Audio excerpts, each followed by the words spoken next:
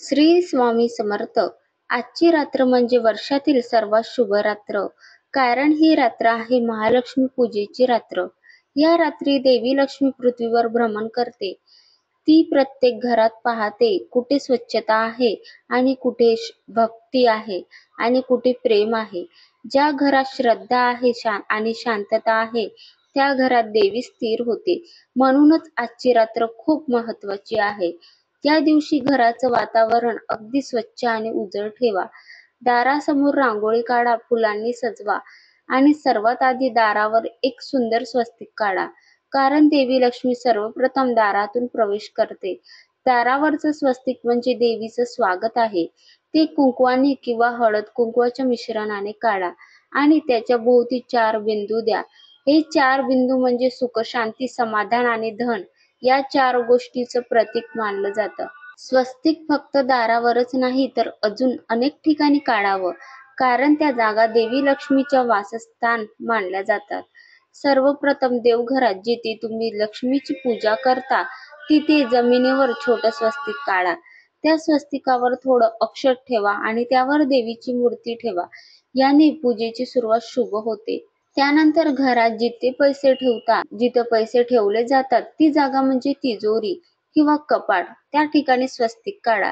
कारण तिजोरी म्हणजे धनाचं घर आहे आणि तिथे देवी लक्ष्मीचा वास असतो.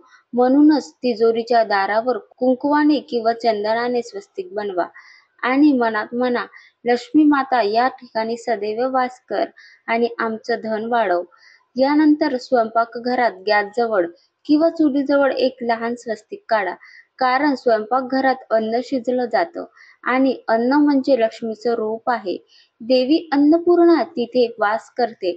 म्हणून गॅसजवळ कुंकवाने स्वस्तिक काढा आणि तिथे दिवा लावा आणि म्हणा की माझ्या घरात धनधान्य कधी कमी पडू नये. आता आहे मुख्य दरवाजा. मुख्य दरवाजाच्या आत आणि बाहेर दोन्हीकडे स्वस्तिक काढा. बाहेरचं स्वस्तिक देवीचं स्वागत करते आणि आतचं स्वस्तिक तिला घरात स्थिर ठेवलं जाते. हे खूप शुभ मानलं जातात. पाण्याच्या घागरीजवळ किंवा विहिरीजवळ सुद्धा एक स्वस्तिक काढा. लहान स्वस्तिक काढा कारण पाणी हे जीवनाचं प्रतीक आहे आणि देवी लक्ष्मीला शुद्ध पाणी प्रिय आहे. त्यामुळे पाण्याजवळ स्वस्तिक काढल्याने घरात आरोग्य आणि समृद्धी दोन्ही टिकतात.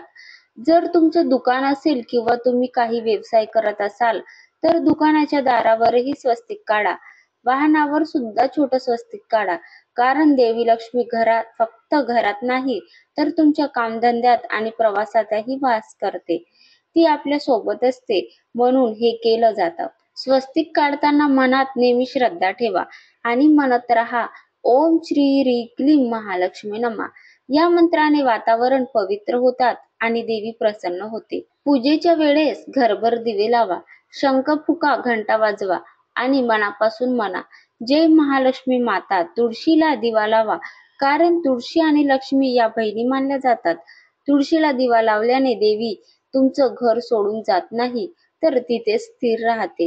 या दिवाळीच्या रात्री झोपू नका. थोडा वेळ देवीचं भजन करा, कथा ऐका, नामस्मरण करा.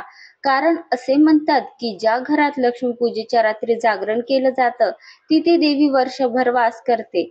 रात्री 12 वाजता देवीला आतून प्रार्थना करा. हात जोडून म्हणा, लक्ष्मी माता माझ्या घरात तुझा प्रकाश सदैव राहो, आमच्यावर तुझी कृपा राहो आणि आमच्या आयुष्यात कधीच अंधार येऊ नये.